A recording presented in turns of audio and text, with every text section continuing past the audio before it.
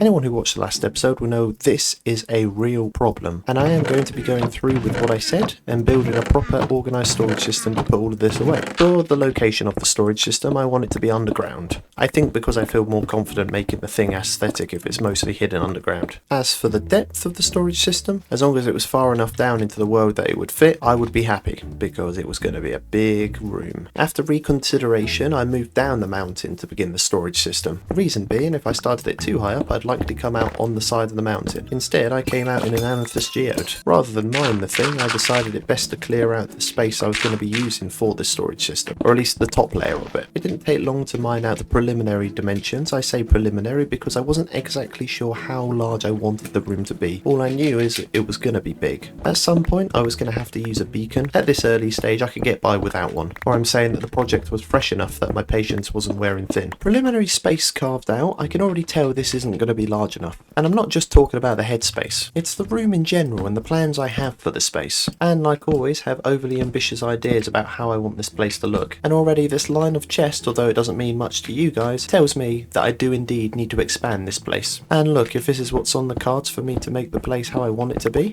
then it's a necessary evil. Even at this stage of the project, I can already tell this is going to be a mammoth task, because what I have in mind is obviously way more work than what's necessary. I'm not sure how well the increased scale of the room shows on the video. Let me tell you, it is significantly bigger. I expanded it 10 blocks in all 4 directions, which, pushing forward when I think about how high and deep I want this room to be, we've signed ourselves up for a lot of extra work. Talking of which, I'm going to increase the ceiling height by another 3 blocks. Here's a look at the space after having heightened the ceiling by 3 blocks. I regret not doing it with a beacon. Despite its new size, I'm still planning to make it a lot larger of a space. Before I moved on, I wanted to ensure I could reach the roof, so I could cover it in a block of choice. I knew the block I wanted to cover the ceiling was going to be planks. The reason for me choosing birchwood was once we came back to the surface, it was the most readily available tree in the surrounding vicinity. Fast forward, and here's a look at the space. The room is now 4 blocks high because, as you can see, the ceiling we've put in the birch planks. It's also a large enough space now that slimes are starting to spawn in the available slime chunks. Deforestation up top has gone nicely too. There's still a lot of trees in the area, most of which I will be getting rid of in time. As far as I'm concerned, it's just the evolution of our new home. The staircase down to the storage room is only temporary. I don't think I want it to be at the centre of the room. I'm probably going to put it in one of the walls leading up, or maybe all 4 walls, so I have 4 different staircases leading down here. However, it's quite a nice happy convenience that we've managed to get this amethyst geode basically at the centre of the room. And at first I was going to completely take it out, but actually I think I might keep it.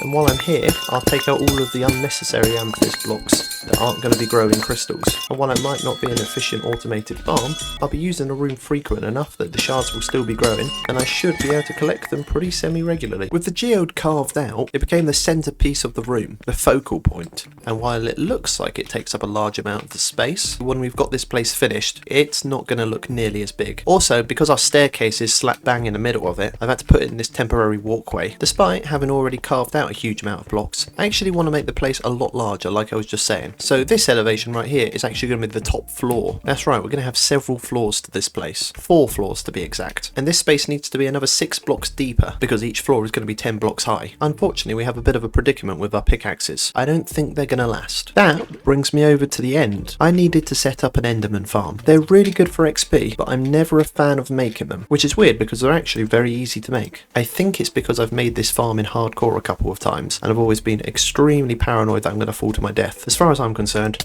this is the dodgiest part of the farm. That's trying to get an endermite and not dying to said endermite. Got about a 1 in 20 chance of spawning.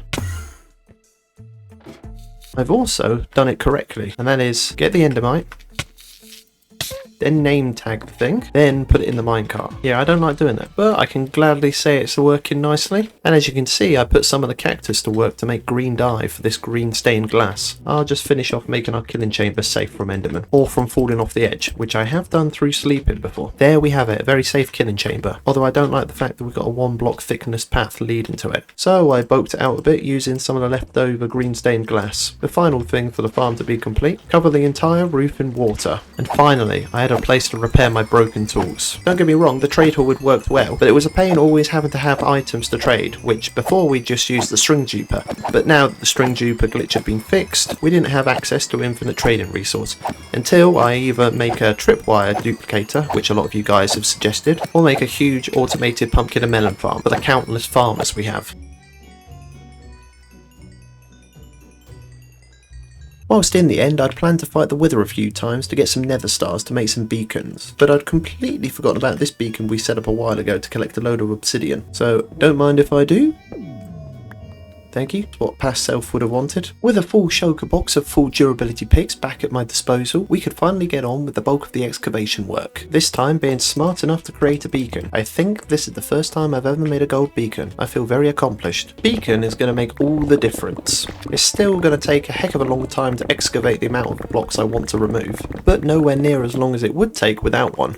First pickaxe down, and minimal progress. I have a feeling it's not going to be long until we're back at the Enderman farm. Here's a look at the room now I've taken out the amount of blocks I wanted, and let me quickly clarify for the first floor. As already said, I want 4 floors of storage for no other reason than to satisfy the unreasonable voice in my head telling me I need 4 floors. A great thing about the location we've chosen is it's above a large cave, meaning there's a lot of missing blocks we would have had to take out that we no longer have to take out. On the reverse side of things, in the wise words of Thanos, the universe must always be balanced. So let me show you this flooded area of the cave we're going to need to drain, and this will take up time. Looking at our picks, including the one in the hotbar, this amount of work has taken up almost 5.5 OP enchanted picks worth of durability. In that time, the crystals at the amethyst geode have all grown, leading me to precariously jump from one to another to collect the things, while also trying not to break the blocks they're growing out of. Sometimes a haste 2 beacon can be a curse. Now, as is often the case with excavation projects, if you're anything like myself, it's not going to take long to accumulate a bunch of blocks. Unfortunately, until the storage room is complete, I'm going to have to shove all the blocks over with my other blocks that are hanging around waiting to be sorted into a storage system. Because let's be real here, if I don't keep on top of this, it's going to take up a larger and larger amount of space in an area I'm trying to clear. Before I moved back to mass excavation, I was putting in birch planks as the flooring of the top layer of the storage system.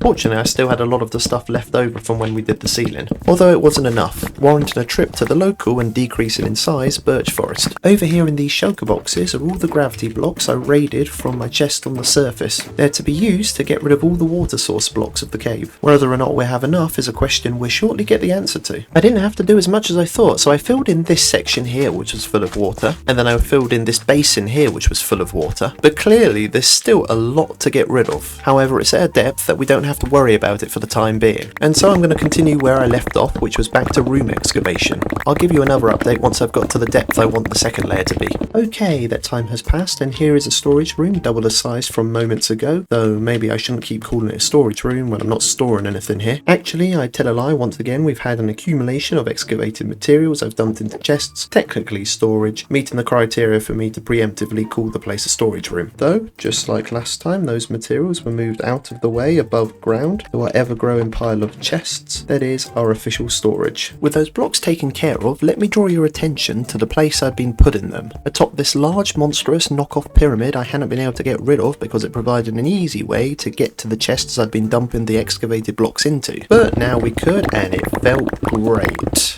Here's now a more accurate showing of the current space we're working with. It needs to double in size again until I'm happy, and even then I don't know if I'll be happy. Since our last update of the room, there'd only been one section of the space I'd come across flooded with water. With gravel and sand it was an easy fix. Also, like last time, I was putting in birch planks to act as the flooring for the second layer of the room. And looking up at the first layer, you can get an idea of what I'm trying to do with this place. My picks have been taking a real beating, and I've accidentally broke a couple of them due to not paying attention. I'm 100% convinced I'm going to have to go to the Enderman farm and repair them all before I get this place excavated. But enough updates, the underground wasn't going to excavate itself, and if I'm going to go deeper I'm going to need to clear all this water out. A daunting task when you see how much there is to drain, but unfortunately for me it comes with the territory. It didn't take nearly as long as I thought it would to get rid of the water. There was still water nearby for the local wildlife to flourish, but it was outside of the area that we needed to drain, and so if we could reduce the amount of work we needed to do, then I would do. Well, that's not entirely true. I'm sure I'll find another way to increase our workload. What was going to take a long time was going to be the excavation process itself,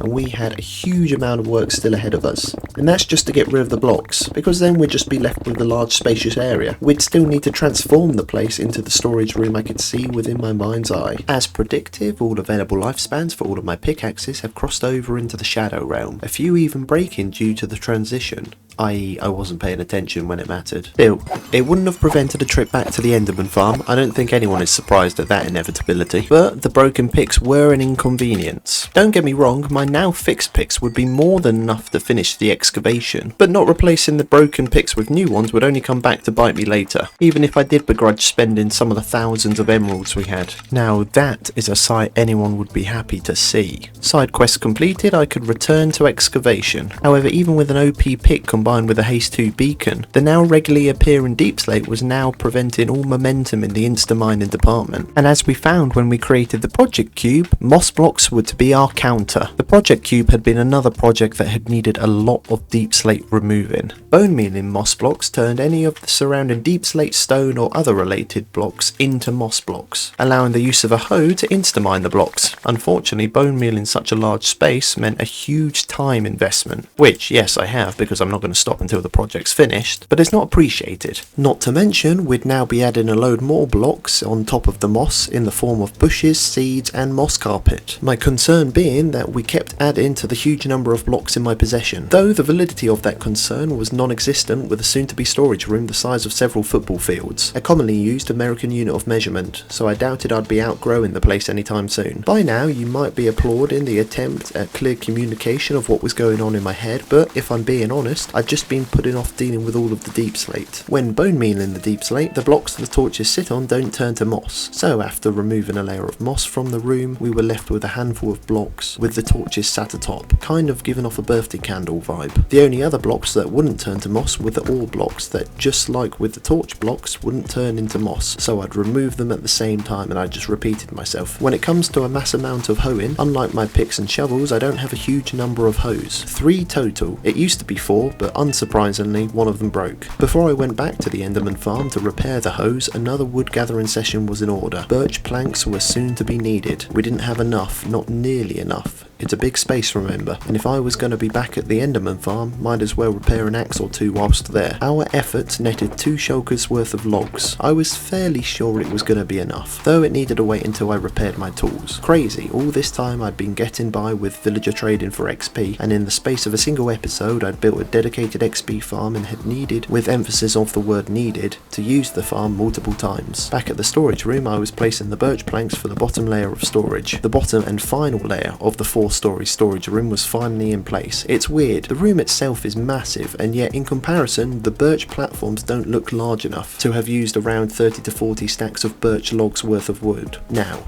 at this point, you might be thinking the room is big enough as it is. However, for me, the bottom layer not being 10 blocks up from the bottom of the room doesn't sit right, with each of the layers of the storage room having 10 blocks worth of space between each other, meaning our moss block sessions weren't over just yet, though at this point I was counting them down. Fast forward a good few hours and a couple of trips to the Enderman farm, and this is what we had. The space had reached the size intended, and boy do I hate getting rid of huge quantities of deep slate. I know a few people have suggested I get the replay mod, but as it is quite apparent, I haven't made that jump. Bringing the focus back to the storage room, the added depth of the room has meant the bottom layer looks much more proportional in relation to the other floors. Bone meal stock has gone into massive decline. Before the project, this shulker was almost full. It's been decimated. After having put in the floor into the bottom layer of the storage room, I still had the majority of the wood I'd collected earlier, and that was to be used for the flooring of the entire room. I'd used the block for the 4 individual layers of the space. It made sense to continue the theme with the flooring. I'd left the torches on the deep slate blocks while I'd fitted the flooring. Once that was in, I placed more torches down, and then took out the ones on the deep slate blocks and put birch planks in their place. And that is a fully fitted flooring. Looks a lot better. But there's still so much to do. This room is nowhere near ready to become a storage room. It's definitely big enough, that's for sure, but I want to make it look the part too. Anyway, that's going to be it for today. Alright, bye.